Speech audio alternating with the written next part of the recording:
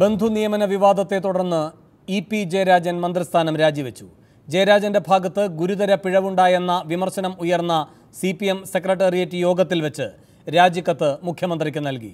തെറ്റുപറ്റിയെന്ന് EP. Jayarajan secretariat യോഗത്തിൽ സമ്മതിച്ചു.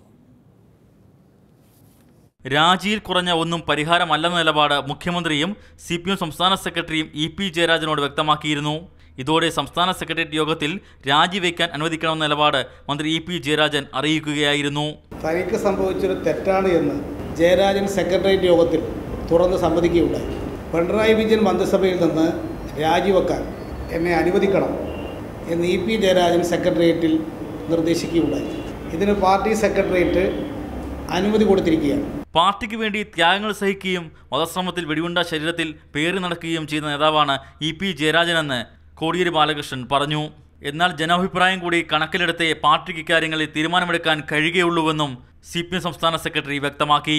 അങ്ങനെയുള്ള ജനവിഭാഗങ്ങൾക്കിടയിൽ വ്യത്യസ്തമായ അഭിപ്രായങ്ങൾ ഉയർന്നു വരുന്നതിനെ പാർട്ടി മുഖവിലക്കെടുക്കും. തൽക്കാലം ഇ.പി. ജയരാജന്റെ വകുപ്പുകൾ മുഖ്യമന്ത്രി തന്നെ കൈകാര്യം ചെയ്യുമെന്നും കോടിയേരി ബാലകൃഷ്ണൻ വ്യക്തമാക്കി. കഴിഞ്ഞ സർക്കാരിന്റെ കാലത്ത് 8 മന്ത്രിമാർക്കെതിരെ വിജിലൻസ് അന്വേഷണം നടന്നപ്പോഴും അവരാരും രാജിവെച്ചിരുന്നില്ല. UDF-ൽ നിന്ന് വ്യത്യസ്തമാണ് LDF എന്ന് തെളിയിക്കേണ്ട ബാധ്യത LDF-നുണ്ട്. സ്വജനപക്ഷപാതത്തിന്റെ പേരിൽ ഇ.പി. ജയരാജനെ മന്ത്രിസ്ഥാനത്ത് ഒഴിവാക്കിയ നടപടി സർക്കാരിന്റെയും പാർട്ടിയുടെയും പ്രതിച്ഛായയ്ക്ക് ഗുണകരമായെന്നാണ് CPM-ന്റെ വിലയിരുത്തൽ. പൊതുജനങ്ങളുടെയും പാർട്ടി പ്രവർത്തകരുടെയും വികാരം കൂടി കണക്കിലെടുത്തായിരുന്നു ഈ തീരുമാനം. AKG സെന്ററിൽ നിന്ന് മഹേഷ് ചന്ദ്രൻ, മാതൃഭൂമി ന്യൂസ്, തിരുവനന്തപുരം. ബന്ധു നിയമന വിവാദത്തിൽ നിന്നും കരകയറാനുള്ള ഏക പോംവഴി ഇ.പി. ജയരാജന്റെ രാജിയാണെന്നായിരുന്നു CPM സെക്രട്ടേറിയറ്റിലെ പൊതുവികാരം.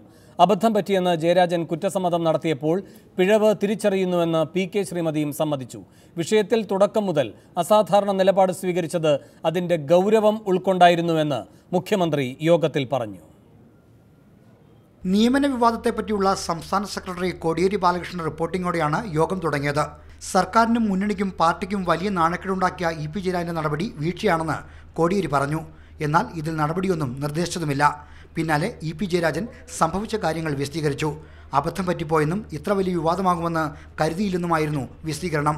നാണക്കേടുണ്ടാക്കിയ വിവാദത്തിൽ രാജിവെക്കാൻ തയ്യാറാണെന്നും കടിച്ചു തൂങ്ങാൻ ഉദ്ദേശമില്ലെന്നും അദ്ദേഹം കൂട്ടിച്ചേർത്തു. പിഴവ് പറ്റിയതായി P.K. ശ്രീമതിയും കുറ്റസമ്മതം നടത്തി. ഇതിനുശേഷമാണ് മുഖ്യമന്ത്രി സംസാരിച്ചത്. പ്രശ്നത്തിന്റെ തുടക്കം മുതൽ താൻ അസാധാരണ നിലപാടാണ് സ്വീകരിച്ചത്.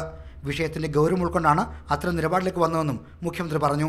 ജയരാജൻ പറഞ്ഞ പോലെ രാജി മാത്രമാണ് പോംവഴിയെന്നും മുഖ്യമന്ത്രി പറഞ്ഞു വെച്ചു. ചർച്ചയിൽ പങ്കെടുത്ത ഒരാൾ പോലും ജയരാജന്റെ നടപടിയെ പ്രതിരോധിക്കാൻ ശ്രമിച്ചില്ല. മാത്രമല്ല രാജി മാത്രമാണ് പ്രതിവിധിയെന്ന് ആവർത്തിക്കുകയും ചെയ്തു. കണ്ണൂർ നേതാക്കളും കർശന നിലപാടെടുത്തു. അങ്ങനെ ഏകണ്ഠമായി രാജി എന്ന അനിവാര്യതയിലേക്ക് സംസ്ഥാന സെക്രട്ടേറിയറ്റ് എത്തിച്ചേരുകയായിരുന്നു. സർക്കാർ അധികാരമേറ്റ് 4 മാസം തികയുന്നതിന് മുമ്പ് തന്നെ ഒരു മന്ത്രിക്ക് രാജിവെക്കേണ്ടി വന്നത് നാണക്കേടാണെങ്കിലും അഴിമതിക്കെതിരെ വിട്ടുവീഴ്ചയില്ലാത്ത നിലപാടാണുള്ളതെന്ന സന്ദേശം ഈ രാജിയിലൂടെ നൽകുന്നുണ്ട്. അതിലൂടെ സർക്കാരിന് നഷ്ടമായ പ്രതിച്ഛായ തിരിച്ചുപിടിക്കാമെന്നാണ് CPM-ന്റെ പ്രതീക്ഷ. R. ശ്രീജിത്ത്, മാതൃഭൂമി ന്യൂസ്, തിരുവനന്തപുരം. മാറ്റ് കൂടിയോ മാറ്റത്തിന് എന്നാണ് സൂപ്പർ പ്രൈം ടൈം അടുത്ത 1.5 മണിക്കൂർ ചർച്ച ചെയ്യുന്നത്. ഈ വിഷയത്തിൽ പ്രതികരിക്കാൻ മുൻ മന്ത്രിയും കോൺഗ്രസ് നേതാവുമായ തിരുവഞ്ചൂർ രാധാകൃഷ്ണൻ MLA, BJP-യുടെ മുൻ സംസ്ഥാന അധ്യക്ഷനും ദേശീയ നിർവാഹക സമിതി അംഗവുമായ V. മുരളീധരൻ, ഇടതുചിന്തകൻ NM പിയേഴ്സൺ എന്നിവർ. അല്പസമയത്തിനകം CPM നേതാവ് അഡ്വക്കേറ്റ് A. റഹീമും ഈ ചർച്ചയിൽ പങ്കുചേരും. ഏതാണ്ടൊരു 8:45-ഓടെ CPM സംസ്ഥാന സെക്രട്ടേറിയറ്റ് അംഗം ആനത്തലവട്ടം ആനന്ദനും തത്സമയം ഈ ചർച്ചയിൽ പങ്കുചേരും. ആദ്യം ശ്രീ തിരുവഞ്ചൂർ രാധാകൃഷ്ണൻ, ജനാധിപത്യത്തിന് നല്ല ശോഭ നൽകുന്ന ഒരു ദിവസമല്ലേ ഇത്? അങ്ങനെ ശോഭ കിട്ടിയത് സ്വകീയമായിട്ടല്ല, അത് ഒരു രാഷ്ട്രീയ തീരുമാനത്തിൻ്റെ ഭാഗമായിട്ടാണ്. അങ്ങനെയെങ്കിൽ ഈ ദിവസം ജനാധിപത്യത്തിന് നല്ല തിളക്കം സമ്മാനിച്ച ഇടത് സർക്കാരിനെയും അതിൽ രാഷ്ട്രീയ തീരുമാനമെടുത്ത CPM-നെയും അങ്ങ് സ്വാഗതം ചെയ്യുമോ? വേണു, ശോഭ കിട്ടിയെന്ന് പറയുമ്പോൾ ശോഭ കെടുത്തിയ കാര്യം കൂടി ഞാൻ പരോക്ഷമായിട്ട് അംഗീകരിക്കുകയാണ്. ശോഭ കെടുത്തിയത് എന്തുകൊണ്ടാണ്? അഴിമതി നടത്തിയുണ്ട്, സ്വജനപക്ഷപാതം നടത്തിയുണ്ട്.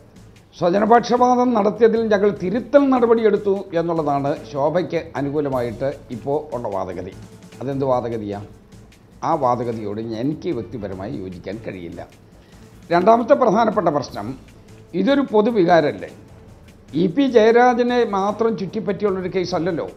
ഇപ്പോൾ ഈ ഗവൺമെൻറ്റിനെതിരായിട്ട് 4 മാസമായി വന്നിട്ടുള്ള ഇതുപോലുള്ള കേസുകൾ, ബന്ധു നിയമനത്തിൻ്റെ മൊത്തം കാര്യങ്ങളും എല്ലാം ഇ പി ജയരാജൻ്റെ തലയിലേക്ക് വെച്ചിട്ട് ഇ പി ജയരാജൻ രാജിവെച്ചതോടുകൂടി എല്ലാം ക്ലീൻ, ഞങ്ങൾ ക്ലീൻ സ്ലേറ്റിൽ ഇപ്പോൾ ആരംഭിച്ചിരിക്കുന്നു എന്ന് അവകാശപ്പെട്ടാൽ ശരിയാകുമോ?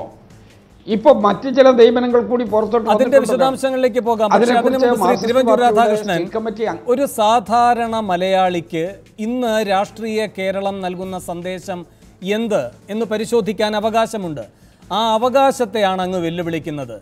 ഒരൊറ്റ കാര്യമേ ഉള്ളൂ അവൻ്റെ മനസ്സിൽ.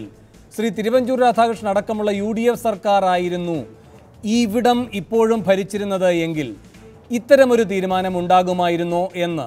അവൻ്റെ ദുരനുഭവങ്ങൾ എന്തായാലും അവന് അത്തരമൊരു പ്രതീക്ഷ നൽകുന്നതല്ല. നമുക്ക് ആ കടമ്പ കടന്നിട്ട് മറ്റ് ഇനിയും തെളിയിക്കപ്പെടേണ്ട കൂടുതൽ കുഴപ്പങ്ങളിലേക്ക് പോകാം. ശ്രീ തിരുവഞ്ചൂർ, വേണു, ഇതുപോലുള്ള കാര്യത്തെക്കുറിച്ച് നമ്മൾ ആലോചിക്കുമ്പോൾ തുടക്കം മുതൽ നോക്കണ്ടേ? തുടക്കം മുതൽ ഞാൻ വേണുവായിട്ട് തർക്കിക്കുകയല്ല. തുടക്കം മുതൽ നോക്കണമെന്ന് പറയുമ്പോൾ ഒരു ട്രെയിൻ അപകടമുണ്ടായപ്പോൾ രാജ്യസന്നദ്ധത പ്രകടിപ്പിക്കുകയും രാജിവെക്കുകയും ചെയ്ത ഒരു റെയിൽവേ വകുപ്പ് മന്ത്രി ഇന്ത്യയിലുണ്ടായിരുന്നു, ലാൽ ബഹദൂർ ശാസ്ത്രി. ഇതുപോലുള്ള ഒത്തിരി സംഭവങ്ങൾ ഈ കേരളത്തിലും ഇന്ത്യയുടെ മറ്റ് സംസ്ഥാനങ്ങളിലും ഉണ്ടായിട്ടുണ്ട്. അതെല്ലാം ഉണ്ടായിരിക്കെ ഇത് മാത്രമാണ് ഒരു മഹാസംഭവം എന്നുള്ള ഒരു വിലയിരുത്തലിനോട് എനിക്ക് യോജിക്കാൻ കഴിയുന്നില്ല എന്നുള്ളതാണ് എൻ്റെ അഭിപ്രായം. നമുക്ക് നമ്മുടെ വളരെ സമീപമായ അനുഭവങ്ങൾ വെച്ചുകൊണ്ടാണല്ലോ ഏറ്റവും വേഗത്തിലുള്ള താരതമ്യം സാധ്യമാകുക. ലാൽ ബഹദൂർ ശാസ്ത്രിയുടേതൊരു നല്ല ഉദാഹരണം. അത് പിൻപറ്റാതെ പോയതിൽ അങ്ങ് മന്ത്രിപദം അലങ്കരിച്ചിരുന്ന മന്ത്രിസഭയിലുള്ള അംഗങ്ങളുമുണ്ട് എന്ന അങ്ങയുടെ പരോക്ഷ വിമർശനത്തിനും സ്വാഗതം. പക്ഷേ പ്രധാനപ്പെട്ട കാര്യം, കഴിഞ്ഞ സർക്കാരും ഈ സർക്കാരും തമ്മിൽ അഴിമതിയുടെ കാര്യത്തിൽ ഒരു അതിർവരമ്പുണ്ട് എന്നതിൻ്റെ ഒരു വിളംബരം കൂടിയല്ലേ. ഇനിയിപ്പോൾ ഇതിൽ EP കുറ്റം ചെയ്തു എന്ന് അദ്ദേഹം തുറന്ന് സമ്മതിച്ചു. അതുകൊണ്ടാണ് രാജിയിലേക്ക് പോയത്. EP-യിൽ മാത്രം അവസാനിക്കുന്നില്ല, മറ്റു പലരും ഇത്തരം കുഴപ്പങ്ങൾ ചെയ്തവരായി ഇതേ കൂടാരത്തിലുണ്ട്. ഇതൊക്കെ അവിടെ നിൽക്കട്ടെ. പ്രാഥമികമായ ചോദ്യം, അങ്ങയുടെ നേർക്ക് അങ്ങ് ചോദിക്കേണ്ട ചോദ്യം അതാണ് ഇപ്പോൾ ആദ്യമായി എനിക്ക് അങ്ങയിൽ നിന്നും വേണ്ട പ്രതികരണം. ഞാൻ ഒരു കാര്യത്തിനകത്ത് EP ജയരാജൻ രാജിവെച്ചത് അത്രയും നല്ലത്. പക്ഷേ EP ജയരാജൻ രാജിവെക്കുന്നതിന് വേണ്ടിയുള്ള സാഹചര്യം ഒരുക്കിയത് എന്താണെന്നുള്ളത് അതിൻ്റെ മറ്റൊരു വശം. അതിലേക്ക് ചെന്നെത്താതെ രാജിയല്ലാതെ മറ്റെന്താ പോംവഴി? ഇനിയിപ്പോൾ തിരിച്ചൊന്ന് ആലോചിക്കാം. EP ജയരാജൻ രാജിവെക്കുക അല്ലാതെ മറ്റെന്തു പോംവഴിയാണ് ഇവരുടെ മുമ്പിലുള്ളത്? ധാരാളം പോംവഴികൾ തന്നെ വെക്കേണ്ടി വരും. ലാൽ ബഹദൂർ ശാസ്ത്രിയെ ഉദാഹരിക്കുമ്പോഴാണ് പോംവഴികളില്ലാത്തത്. കഴിഞ്ഞ ഗവൺമെൻറ് ധാരാളം പോംവഴികൾ സമ്മാനിച്ചിട്ടുണ്ട്. ഞാൻ റഹീമിലേക്ക് പോവുകയാണ്, അതിനുശേഷം ഞാൻ മറ്റു അതിഥികളിലേക്ക് വരാം. റഹീം, പോംവഴികളില്ലാത്തത് കൊണ്ടായിരുന്നു. നിങ്ങൾക്ക് വേണമെങ്കിൽ തെളിവ് എവിടെ എന്ന് ചോദിക്കാം, നിങ്ങൾക്ക് വേണമെങ്കിൽ ഇത് കോടതി പറയട്ടെ എന്ന് പറയാം, നിങ്ങൾക്ക് വേണമെങ്കിൽ വിജിലൻസ് അന്വേഷിച്ച് കാര്യങ്ങൾ കണ്ടെത്തട്ടെ എന്ന് പറയാം. ഇനി എല്ലാം കഴിഞ്ഞിട്ടായാൽ പോലും നിങ്ങൾക്ക് മനസാക്ഷിയുടെ കോടതി ഉണ്ടെന്ന് പറയാം. അതിലുപരിയായി വ്യക്തികൾക്ക് ഓരോരുത്തർക്കും പ്രത്യേക ധാർമ്മികതയുണ്ട് എന്ന് പറയാം. ഇതൊന്നുമില്ലാതെ എന്തിന് അതിവേഗ രാജിയിലേക്ക് നിങ്ങൾ പോയി? അത് അത്ര ഗുരുതരമാണ് ഈ അഴിമതി. മുൻ സർക്കാരിൻ്റെ കാലത്തൊന്നും കാണാത്ത സ്വഭാവത്തിലുള്ളതാണ് എന്ന തിരിച്ചറിവിൻ്റെ അടിസ്ഥാനത്തിലാണ്.